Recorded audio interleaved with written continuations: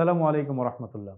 আজকের ক্লাসে আমরা ২০ মিনিটে ২০টি আরবি বাক্য খুবই প্রয়োজনীয়, যেগুলো আমরা বিভিন্ন প্রয়োজনে বিভিন্ন সময়ে ব্যবহার করে থাকি, এই রকম ২০টি আরবি বাক্য শিখব।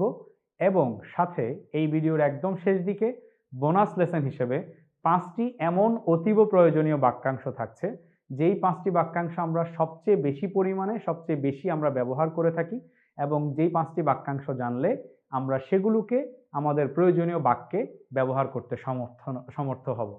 আমরা চলে যাই প্রথম বাক্যটি শিখতে। প্রথম যে বাক্যটি আমরা শিখব সেটি হচ্ছে, যেমন আমরা তো খুব স্বাভাবিকভাবে যখন নতুন কারোর সাথে আমরা পরিচিত হই, তখন সবার আগে আমরা যে কাজটি করি যে আপনার মোবাইল নাম্বারটি আমাকে দিন প্লিজ। এটি হচ্ছে ভবিষ্যৎ যোগাযোগ রক্ষা করার জন্য আমরা মোবাইল নাম্বারটি সংগ্রহ করি। তাহলে এটি আমি কিভাবে বলবো? আপনার মোবাইল নম্বরটি দিন প্লিজ। আমরা এটি বলবো এইভাবে, আমাকে দিন। এই যে দেয়া, এটির আরবি শব্দটি হচ্ছে আ'তা ইউ'তি থেকে, আল ই'তাউ মাসদার থেকে। আ'তি শব্দের অর্থ হচ্ছে আমাকে দিন।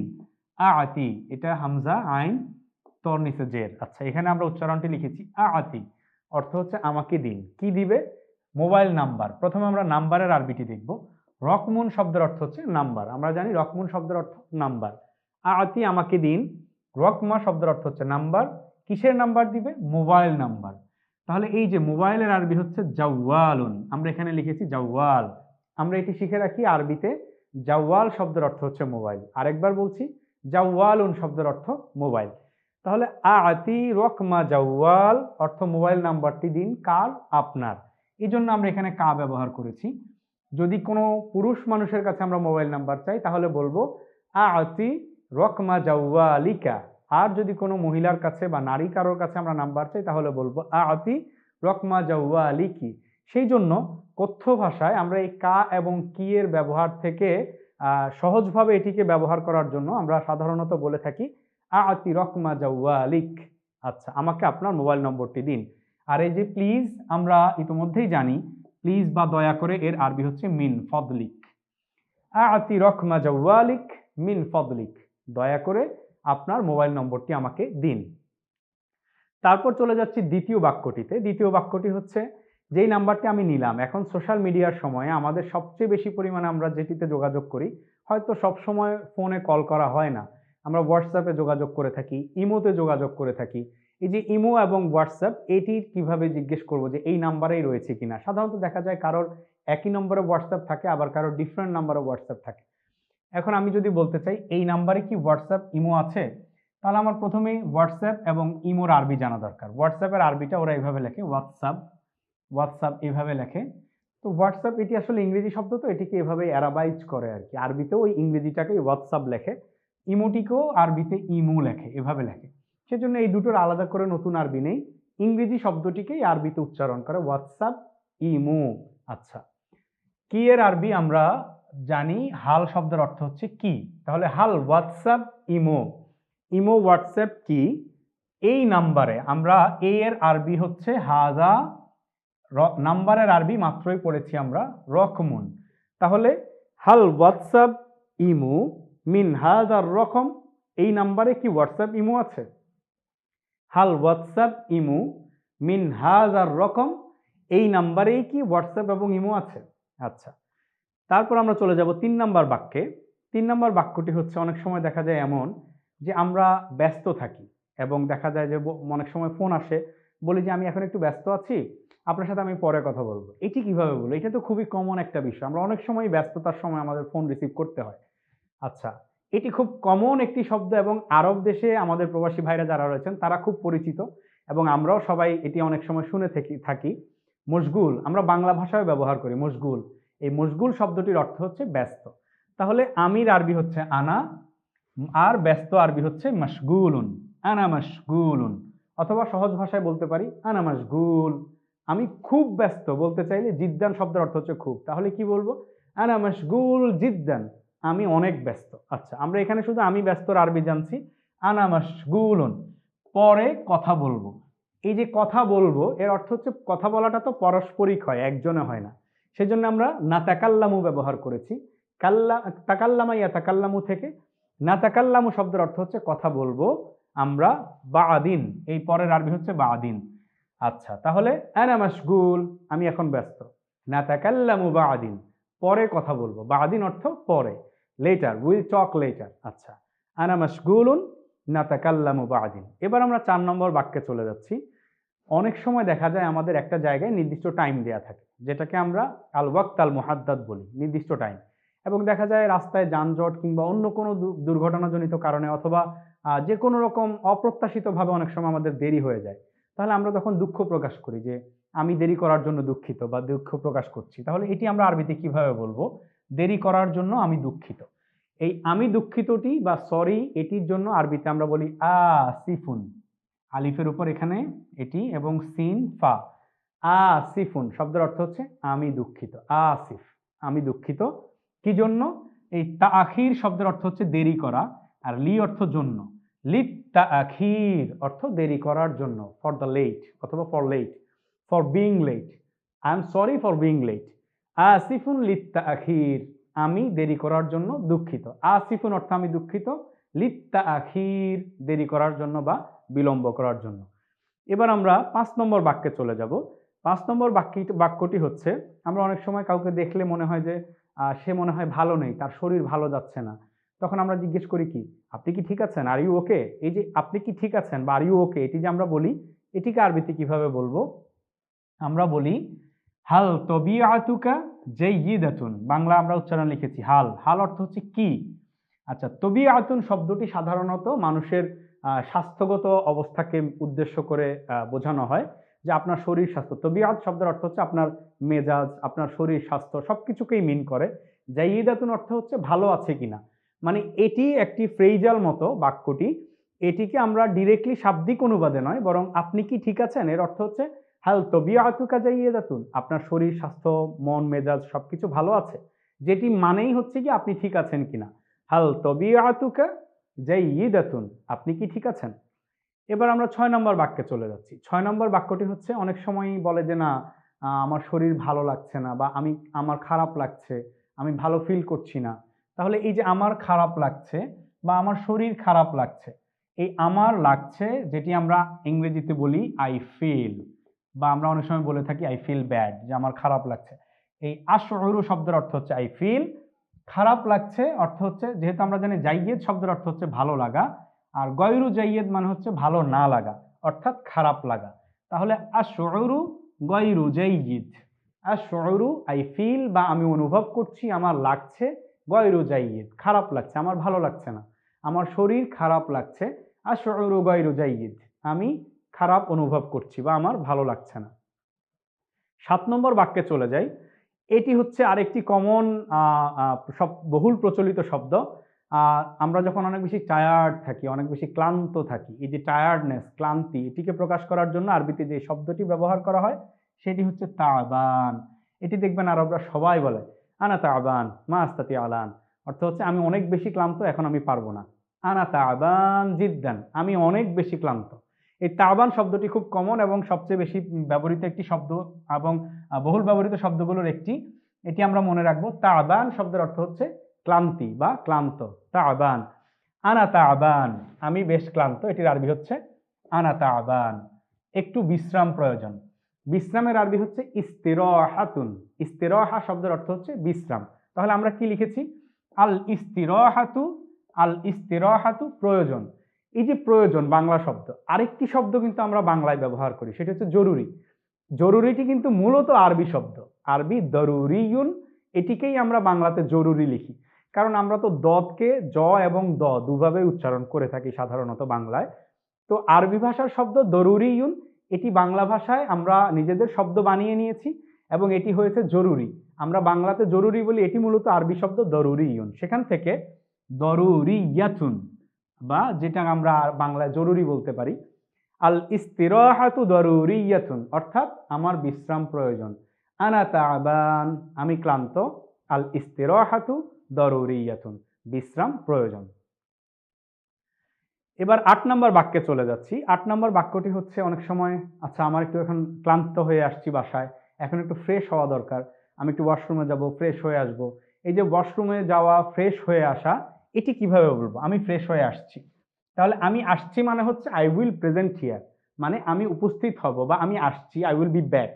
এই আই উইল বি ব্যাক বা আই উইল বি প্রেজেন্ট, এই যে আমি আসছি বা আমি উপস্থিত হব, এটির আরবি হচ্ছে আহদুরু। হাদরা ইয়াহদুরু শব্দের অর্থ হচ্ছে কোনো জায়গায় উপস্থিত হওয়া বা কোনো জায়গায় ব্যাক করা, আসা। তো সেখান থেকে আহদুরু শব্দের অর্থ হচ্ছে আমি আসছি বা আমি আসব, আই উইল বি ব্যাক, আমি আসছি কখন? ফ্রেশ হয়ে। আচ্ছা, ফ্রেশ হওয়া মানে হচ্ছে ওয়াশরুমে যাওয়া, কিছু প্রয়োজন থাকতে পারে, আমার যে কোনো প্রয়োজন থাকতে পারে, ওয়াশরুমে আমি গিয়ে প্রয়োজনটা সেরে আসবো। এই প্রয়োজন সেরে আসাটাকে আরবিতে বলে দাফউল হাজা। এই দাফউল হাজা শব্দের অর্থ হচ্ছে প্রয়োজন সেরে আসা। হাজাত শব্দের অর্থ হচ্ছে প্রয়োজন, আর দাফউন শব্দের অর্থ হচ্ছে সারা, মানে সম্পন্ন করা, মানে ওয়াশরুমে গিয়ে প্রয়োজন সম্পন্ন করে আমি আসছি, এটিকেই তো আমরা বলি আমি ফ্রেশ হয়ে আসছি। এই বাদা দাফউল হাজা, আহদুরু বাদা দাফউল হাজা। আহদুরু মানে আই উইল বি ব্যাক, বাদা দাফউল হাজা প্রয়োজন সেরে, অর্থাৎ আমি ফ্রেশ হয়ে আসছি। এবার আমরা ৯ নম্বর বাক্যে চলে যাব। ৯ নম্বর বাক্যটি হচ্ছে, ধরুন আমরা বলছি কেউ একজন সম্পর্কে গল্প করছি যে তিনি খুব ভালো মানুষ। সাধারণত আমরা অনেক ভালো মানুষই আমাদের আশপাশে দেখি। তো এই ভালো মানুষকে আসলে কিভাবে বলবো? আপনি, আমরা জানি আন্তা শব্দের অর্থ হচ্ছে আপনি বা তুমি, আন্তা। আর তিনি বা সে এর আরবি হচ্ছে হুয়া। তাহলে আন্তা অথবা হুয়া। আন্তা অর্থ আপনি বা তুমি, হুয়া অর্থ তিনি বা সে, ভালো মানুষ। মানুষের আরবি হচ্ছে রজুলুন। রজুলুন শব্দের অর্থ হচ্ছে মানুষ, আর ভালোর আরবি হচ্ছে সলিহুন, অর্থাৎ সৎ বা ভালো। তাহলে তিনি ভালো মানুষের আরবি কি? হুয়া রজুলুন সলিহুন। আপনি ভালো মানুষ, আনতা রজুলুন সলিহুন। তাহলে তিনি ভালো মানুষ, হুয়া রজুলুন সলিহুন। আপনি ভালো মানুষ, আনতা রজুলুন সলিহুন। আমরা এভাবে বলতে পারি আনতা রজুলুন সলিহুন অথবা হুয়া রজুলুন সলিহুন। এবার আমরা ১০ নম্বর বাক্যে চলে যাচ্ছি। ১০ নম্বর বাক্যটি হচ্ছে তিনি উচ্চশিক্ষিত এবং গুণী মানুষ। অনেক সময় ওয়েল এডুকেটেড এবং খুবই হাইলি কোয়ালিফাইড অনেক মানুষজন আমাদের আশপাশে থাকে। আমরা যাকে দেখে বলি যে তিনি অনেক উচ্চশিক্ষিত মানুষ। এই যে তিনির আরবি তো হুয়া, আমরা এটি জানি। আমরা হুয়া অর্থ সে বা হুয়া হি, এটি আমরা ব্যবহার করে থাকি। আচ্ছা, উচ্চশিক্ষিত। মুসাক্কাফ শব্দের অর্থ হচ্ছে শিক্ষিত, আর আলিন শব্দের অর্থ হচ্ছে উচ্চ। তাহলে মুসাক্কাফুন আলিন, হুয়া মুসাক্কাফুন আলিন। হুয়া মুসাক্কাফুন তিনি শিক্ষিত, আলিন উচ্চ। হুয়া মুসাক্কাফুন আলিন তিনি উচ্চ শিক্ষিত। আচ্ছা, তিনি উচ্চ শিক্ষিত গেল। এবার হচ্ছেন এবং গুণী মানুষ। আচ্ছা, মানুষের জন্য আমরা রজুলুন ব্যবহার করতে পারি, এখানে না ব্যবহার করিনি, না ব্যবহার করলেও হবে। হুয়া মুসাক্কাফুন আলিন ওয়া মাহমুদুন। মাহমুদ শব্দটি সাধারণত এমন মানুষ যিনি প্রশংসিত, তাকে মাহমুদ বলা হয়। তো সাধারণত যিনি গুণসম্পন্ন মানুষ বা গুণী মানুষ, আমরা তো তারই প্রশংসা করি, সেজন্য আমরা এখানে ব্যবহার করেছি হুয়া মুসাক্কাফুন আলিন, তিনি উচ্চশিক্ষিত মানুষ, ওয়া মাহমুদুন এবং গুণী মানুষ বা প্রশংসিত মানুষ। হুয়া মুসাক্কাফুন আলিন ওয়া মাহমুদুন। আচ্ছা, এবার আমরা ১১ নম্বর বাক্যে চলে যাচ্ছি। ১১ নম্বর বাক্যটি হচ্ছে আমি আপনার কথা বুঝতে পারিনি। এটি তো অনেক সময় হয়, মিটিংয়ে হতে পারে, দুজনের মধ্যে পারস্পরিক আলাপনের সময় হতে পারে, যে কোনো জায়গায় কথা বলার সময় হতে পারে, ক্লাসে ছাত্র শিক্ষককে বলতে পারে যে আপনার কথা আমি বুঝতে পারিনি। এই যে আমি আপনার কথা বুঝতে পারিনি, এটি আমরা কি বলবো? আমরা জানি ফাহিমা ইয়াফহামু থেকে, আল ফাহমু শব্দের অর্থ হচ্ছে বোঝা, ফাহমুন শব্দের অর্থ হচ্ছে বোঝা, ফাহিম অর্থ যিনি বুঝেন। তাহলে আফহামু শব্দের অর্থ হচ্ছে আমি বুঝি, আর লাম আফহামু মানে হচ্ছে আমি বুঝতে পারিনি। আচ্ছা, লাম আফহামু আমি বুঝতে পারিনি, কালামাক, কালাম শব্দের অর্থ হচ্ছে কথা, আর এই কাফ হচ্ছে আপনার। লাম আফহামু কালামাক, আমি আপনার কথা বুঝতে পারিনি। লাম আফহাম আমি বুঝতে পারিনি, কালামাক আপনার কথা। লাম আফহাম কালামাক আমি আপনার কথা বুঝতে পারিনি। এরপর আমরা চলে যাচ্ছি ১২ নম্বর বাক্যে। ১২ নম্বর বাক্যটি হচ্ছে সবচেয়ে বহুল ব্যবহৃত একটি, প্রবাসী ভাইদের মধ্যে যেটি আমরা ব্যবহার করে থাকি, সেই শব্দটি আমরা সেভাবেই একেবারে খুব ইনফর্মাল ওয়েতে আমরা এটিকে লিখেছি যাতে করে সবার বুঝতে সবচেয়ে খুব সুবিধা হয় এবং এটি যেন আমরা রিলেট করতে পারি। যেমন আরবরা বাংলাদেশে আসলে আমরা যেটা দেখি, আমাদের আত্মীয় স্বজন, নিকট আত্মীয় বা বন্ধু বান্ধব কেউ আরব দেশ থেকে আসার পরে বলে সদিক তাল, সদিক তাল, মানে এটা বলে ওরা বোঝানোর চেষ্টা করে যে ওরা খুব ভালো আরবি জানে, এটা মানুষকে বোঝানোর চেষ্টা করে। তো আমরা তো এই সদিক তাল শব্দের মূল অর্থ কি? সদিক শব্দটির অর্থ মূলত হচ্ছে বন্ধু বা দোস্ত। আচ্ছা, তাল শব্দের অর্থ হচ্ছে, আমরা আগে দেখতাম যে তাল তাল বলে, তো যারা আরবি জানে না তারা বলে কি তাল বলতেছে, এখানে তাল কেন বলতেছে, আরবি আবার তাল কেন হবে? মূলত শব্দটি হচ্ছে তাআল। সদিক তাআল, বন্ধু। তাআল শব্দের অর্থ হচ্ছে আসো। হুনা বা হিনা অর্থ হচ্ছে এদিকে। মূলত শব্দটি হুনা, আমরা এখানে হিনা লিখেছি, আরবরা যেভাবে বলে। সদিক তাআল হিনা অর্থ কাম হিয়ার, বলে না মাই ফ্রেন্ড কাম হিয়ার, এটাই হচ্ছে সদিক my friend, তাআল Hina come here, এদিকে আসো, দোস্ত এদিকে আসো, এটির আরবি হচ্ছে সদিক তাআল হিনা, দোস্ত এদিকে আসো। 13 নম্বর বাক্যটি হচ্ছে আপনার কি দরকার আমাকে বলুন। অনেক সময় দেখা যায় কোনো একজন মানুষ হয়তো হেল্প চাচ্ছে, কিন্তু কিভাবে বলবে শুরু করতে পারছে না, তখন আমরা তাকে সহজ করে দিয়ে বলতে পারি যে আপনার কি দরকার আমাকে বলুন। তাহলে আমাকে বলুন, আমরা জানি কুল শব্দের অর্থ হচ্ছে বলুন। আচ্ছা, লি অর্থ আমাকে, কুল লি আমাকে বলুন। আপনার কি দরকার, এই দরকারের আরবি হচ্ছে হাজাত বা দরুরিয়াত অথবা প্রয়োজন। এটিকে আরবিতে কি বলা? হাজাতুন, অর্থ প্রয়োজন বা দরুরিয়াত। তাহলে আপনার কি দরকার, হাজাতাক, কুল্লি হাজাতাক। কথ্য ভাষায় আমরা বলি কুল্লি হাজাতাক, আমাকে আপনার হাজত বলুন, আপনার প্রয়োজন বলুন, অর্থাৎ আপনার কি দরকার, আপনি কি চাচ্ছেন আমাকে বলুন। কুল্লি হাজাতাক, কুল্লি হাজাতাক। এরপর আমরা 14 নম্বর বাক্যে চলে যাচ্ছি। 14 নম্বর বাক্যে হচ্ছে অনেক সময় দেখা যায় আমাদের তো অনেক রকম প্রয়োজন থাকতে পারে। সবচেয়ে বেশি আমাদের যেটি প্রয়োজন হয়, অনেক সময় দেখা যায় আমাদের টাকার প্রয়োজন হয়। কোনো একজন বন্ধুর কাছ থেকে টাকা ধার চাওয়া লাগতে পারে, অথবা অনেক সময় কফিলের কাছ থেকে, মুদিরের কাছ থেকে টাকা ধার চাওয়া লাগতে পারে, বা যেকোনো কারোর কাছ থেকে, বড় ভাইয়ের কাছ থেকে টাকা ধার চাওয়া লাগতে পারে। তখন কি বলতে পারি? আমার কিছু টাকার প্রয়োজন। আমি হয়তো এভাবেই বলতে পারি, আমার কিছু টাকার প্রয়োজন। আচ্ছা, এই আহতাজ শব্দ অর্থ হচ্ছে আই নিড। আহতাজ শব্দের অর্থ হচ্ছে আই নিড, আমার প্রয়োজন। আহতাজু, আমার প্রয়োজন কিসের? ইলা বাদ, ইলা তো আমরা টু বলি, বাদ অর্থ হচ্ছে কিছু, কিছু, আমার কিছু প্রয়োজন। কি প্রয়োজন? ফুলুস, ফুলুস শব্দের অর্থ হচ্ছে টাকা। আচ্ছা, টাকা তো আরবিতে আমরা টাকা বলি, রিয়াল বলি, দিনার বলি, এগুলো তো আছেই। পাশাপাশি মুদ্রার আরবি হচ্ছে নকুদ, যেটি থেকে আমরা নকদ বা নগদ অর্থ ব্যবহার করি, যে ক্যাশ মানি, যেটিকে আমরা বাংলায় নগদ বলি, আরবিতে শব্দটি হচ্ছে নাকদুন।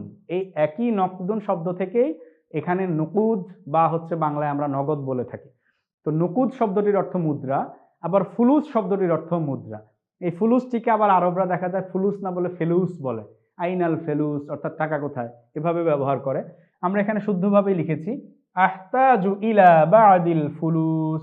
আহতাজু অর্থ আই নিড, আমার প্রয়োজন, ইলা বাদিল ফুলুস, কিছু টাকা।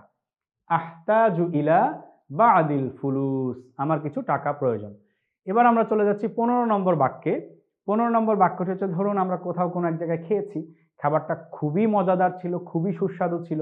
এটি কিভাবে বলবো যে এই খাবারটি খুবই সুস্বাদু? এটা বোঝানোর জন্য আমরা কি বলবো? এই এর আরবি হচ্ছে হাজা, খাবারের আরবি হচ্ছে তোয়াম, আর সুস্বাদুর আরবি হচ্ছে লাজিজুন, খুবির আরবি হচ্ছে জিদ্দান। হাজা তোয়াম, এই খাবারটি, লাজিজুন সুস্বাদু, জিদ্দান খুবই। হাজা তোয়াম লাজিজুন জিদ্দান, হাজা তোয়াম লাজিজুন জিদ্দান। আচ্ছা, এবার আমরা 16 নম্বর বাক্যে চলে যাচ্ছি। অনেক সময় হতে পারে কি খাবারটি মজা না, আমাদের আগের খাবারটি মজা, এটি আমরা জেনেছি। এবার জানবো কোনো খাবার যদি খাবার পর ভালো না লাগে, স্বাদ না লাগে, মজা না লাগে, তখন কি বলবো? এই খাবারটি মজা না, তাহলে এই খাবারটি পর্যন্ত ঠিক থাকবে হাযা তাআম। আগের বারে যেমন পড়েছি, এখানেও একইভাবে হাযা তাআম অর্থ এই খাবারটি। আমরা পড়েছি মজা বা সুস্বাদুর আরবি কি? লাযীজুন। আর এখন বলবো মজা নাই, মানে হচ্ছে গায়রু লাযীজ। হাযা তাআম গায়রু লাযীজ। লাযীজ অর্থ হচ্ছে মজা, আর গায়রু লাযীজ অর্থ মজা নয়। হাযা তাআম গায়রু লাযীজ। যদি বলি খুবই সুস্বাদু, হাযা তাআম লাযীজুন জিদ্দান। আর যদি বলি খাবারটি মজা নেই, স্বাদ নেই, হাযা তাআম গায়রু লাযীজ। এরপর আমরা 17 নম্বর বাক্যে চলে যাব। 17 নম্বর বাক্যটি হচ্ছে, অনেক সময় হতে পারে আল্লাহ কোনো একটি কথা শোনার পর আমাদের এমন হয় যে না না, এই কথা আমি বিশ্বাস করি না, আপনি যেটি বলছেন না, এই কথা আসলে বিশ্বাসযোগ্য নয়, আমি এই কথা বিশ্বাস করি না।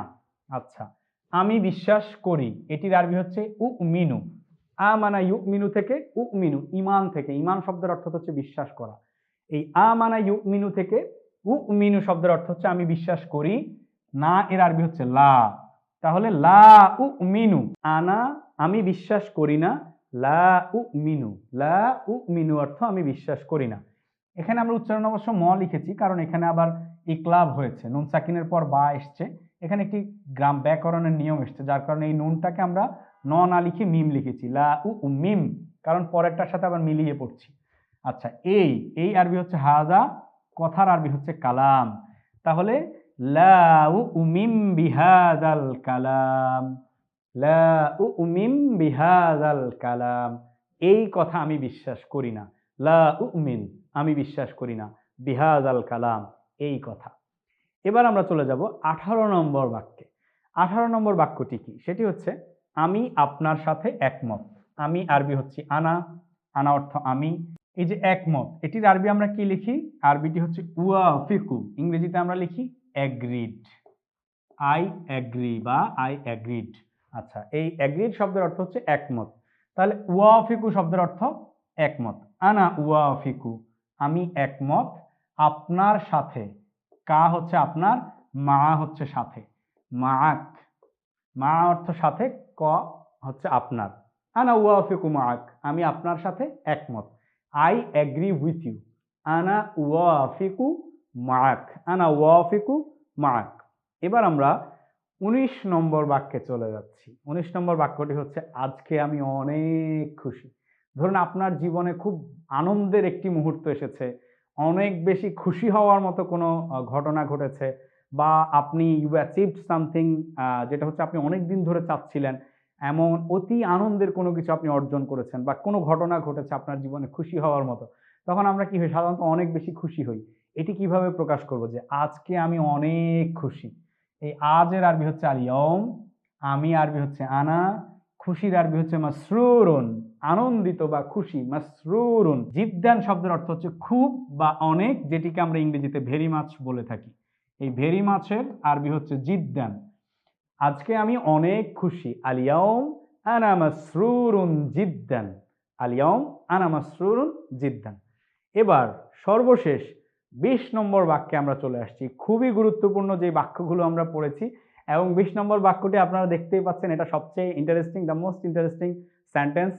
কারণ হচ্ছে আমরা এতক্ষণ অনেক রকম বাক্য শিখেছি, অনেক রকম বাক্য পড়েছি, কিন্তু এই ইন্টারেস্টিং এবং ইম্পর্টেন্ট বাক্যটা আমরা এতক্ষণ শিখিনি।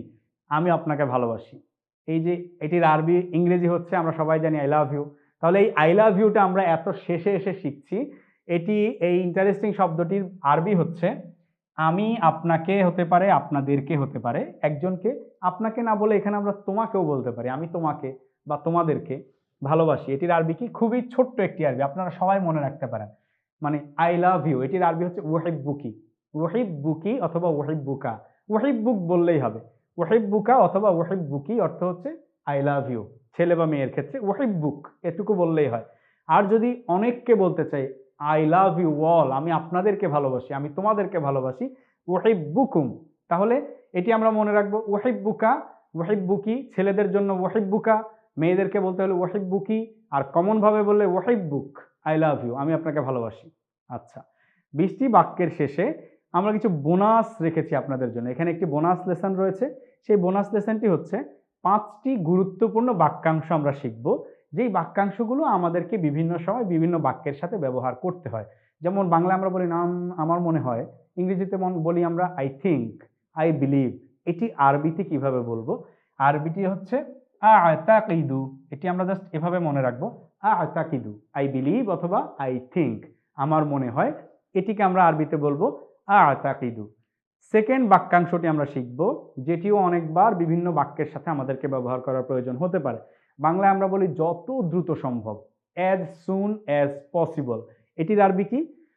ফি আকরবি ওয়াক্তিন মুমকিন। আকরব মানে হচ্ছে সুন, ওয়াক্তুন অর্থ হচ্ছে সময়, মুমকিন অর্থ হচ্ছে পসিবল। ফি আকরবি ওয়াক্তিন মুমকিন, এই মুমকিন শব্দের অর্থ হচ্ছে পসিবল বা সম্ভব। আকরব অর্থ হচ্ছে সুন বা নিকটে, ওয়াক্তিন অর্থ হচ্ছে time. As soon as possible, ফি আকরবি ওয়াক্তিন মুমকিন। আচ্ছা, 3 নম্বর বাক্যাংশটি হচ্ছে জানি না। এটি তো খুব কমন, আমরা অনেকেই এটি আমরা গল্প জেনে থাকি যে কবরে যাওয়ার পর যখন আমাদেরকে প্রশ্ন করা হবে মান রব্বুকা ওয়া মা দীনুকা, আমরা সবাই তখন বলবো লা আদ্রি, লা আদ্রি। এই লা আদ্রি শব্দের অর্থ কি? লা আদ্রি শব্দের অর্থ হচ্ছে আই ডোন্ট নো, আমি জানি না। এই জানাটি হচ্ছে আদ্রি, আর লা হচ্ছে না, তাহলে জানি না আরবি হচ্ছে ডোন্ট নো, বা জানি নার আরবি কি?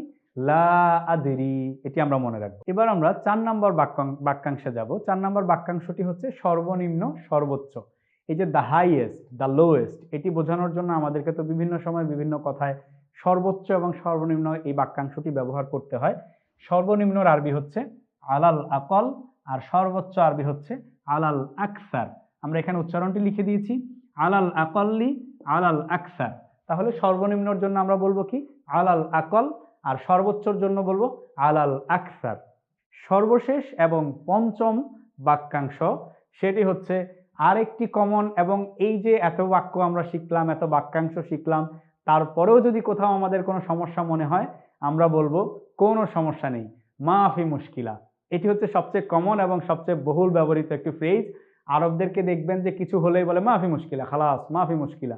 এই খালাস মাফি মুশকিলার আরবির অর্থ হচ্ছে কোনো সমস্যা নেই। মুশকিলা অর্থ হচ্ছে প্রবলেম বা সমস্যা, মাফি মানে হচ্ছে নেই। মাফি মুশকিলা, কোনো সমস্যা নেই, নো প্রবলেম, মাফি মুশকিলা।